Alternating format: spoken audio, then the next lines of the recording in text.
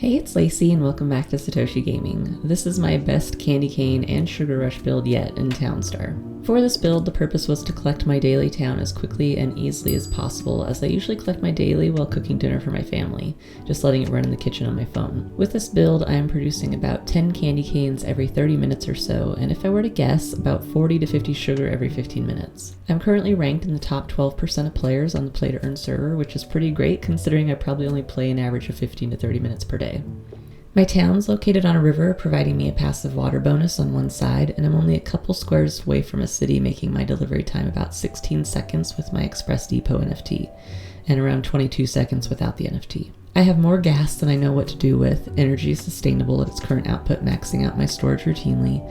Money is not an issue, and my workers don't sit idle for the most part. If I could do it again, I might add a few more oil pumps because I do run out of crude often, but never for long, and since my energy is plentiful, I haven't really worried about it. So let's look at the specifics of each section of the build in more detail. With my housing, I try to keep it as far away from my river as possible since I'm getting a passive bonus from my river. So housing obviously doesn't require water, so I stuck it up here on the far end. And I've replaced all my farmer houses with tractors, so they're getting around pretty efficiently. I have all my lumberjacks still here. I did put one logger out just to see. I've never actually used a logger before. They're so expensive, and I really honestly don't see as big of an advantage to loggers as I do to lumberjacks compared to tractors to farm workers. It seems like the tractor is a big upgrade and not too expensive, but the logger is very expensive and not a very big upgrade.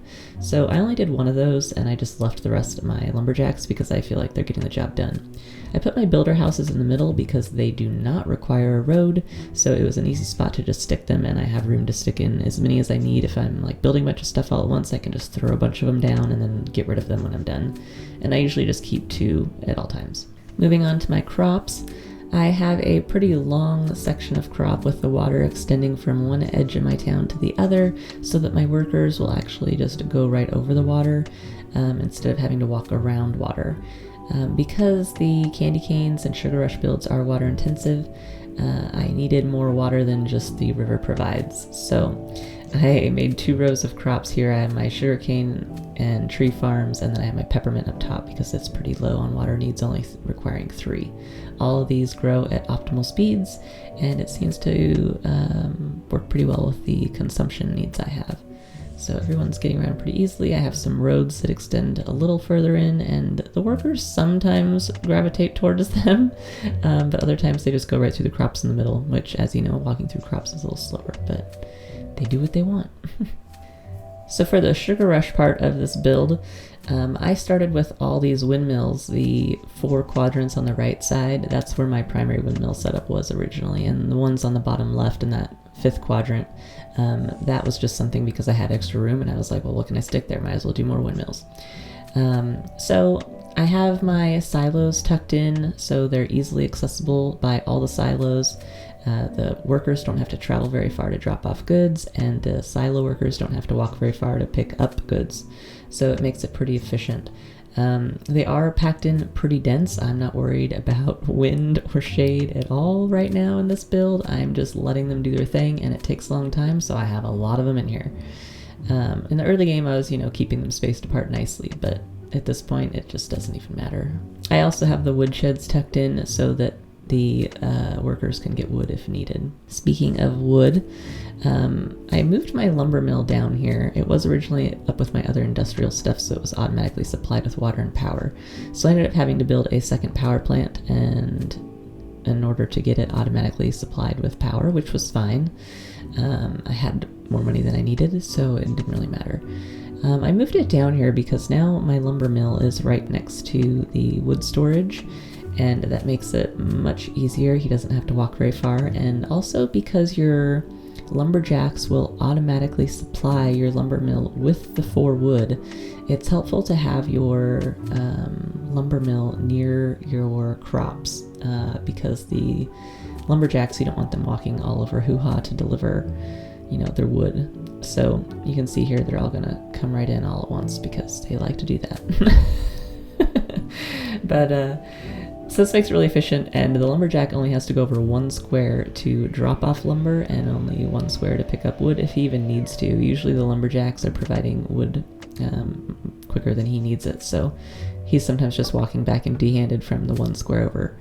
The only way this could be more efficient is if the building was facing the wood storage and the wood storage was facing it, but then the lumberjacks would have to walk in a square to drop off the wood, so I just kept it the way it was. Lumber production's pretty fast, so works pretty well. So for my candy shops, I have 5 candy shops, and they take about 5 minutes to produce a candy cane once they get started on one. And they're producing pretty fast. Their output's pretty good. They're getting not complete energy from the power plant setup I have here, but they're getting a fair amount, between 5 and 8 per candy shop, and everything's in very close proximity. So they have their warehouses, just a little ways across on the left there, so they can go get energy that they need to fulfill the rest of their needs.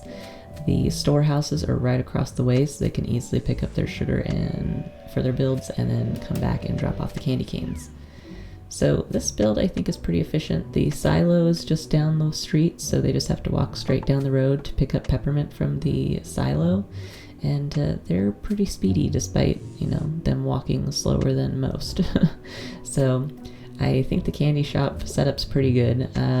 Maybe I'd like to have more candy shops, but for this, it works fine for collecting my daily. I'm not trying to compete here, just trying to get my daily rewards. As far as fuel storage goes, I have my fuel storage over here, and then I have my oil pumps making crude, just wherever I could stick them is kind of how I went with that. And yeah, it's just easily tucked in over here. Nothing really too exciting about that.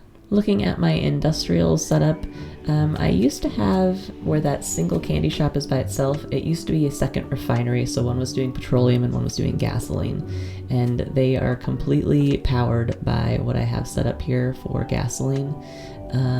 So I don't have any energy needs or water needs, they just need to pick up petroleum or crude depending on what they're making, and the fuel storage being centrally located between where the 2 buildings were made it easy in this setup.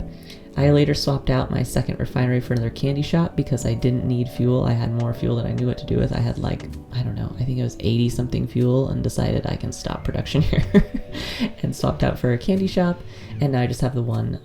My power plants have the water pumps supplying them with water, and all these buildings have their power from the power plants, and then I have my forklift tucked in here. I found I only needed 1 industrial worker to get the job done. If you want to know more about automating energy and industrial water, I'll post a link in the description below to videos I've done on that, so you can hear more about the details and what's required. So that is my best candy cane and sugar rush build yet. I hope you enjoyed this video. The server ends tomorrow, and I'm planning to start a new build. I was hoping chocolate would be available, as it's a very easy swap with this build, changing out just the candy shops for chocolate shops and peppermint fields for cocoa fields. But since we have no announcement yet on that, who knows what's going to happen. If you missed my video on the details surrounding the chocolate shop, I'll post a link to that video in the description below. So what build should I do next? Leave me a comment down below with your suggestions. If you enjoyed this video, please give it a like and share it with your friends, and don't forget to subscribe to see more videos like these. I do lots of Townstar tutorials as well as news in the Galaverse, so do hit that subscribe and turn the bell on to get notifications when new videos go live. You can also find me on Twitter and TikTok at SatoshiGamingTV, and if you want to join my Discord server, I'll put a link in the description down below. There's also a link down below to play Townstar, so if you're not playing yet and want to get started, using my link does support the channel, and I'd appreciate it. Thank you for watching, and I'll see you next time. Bye!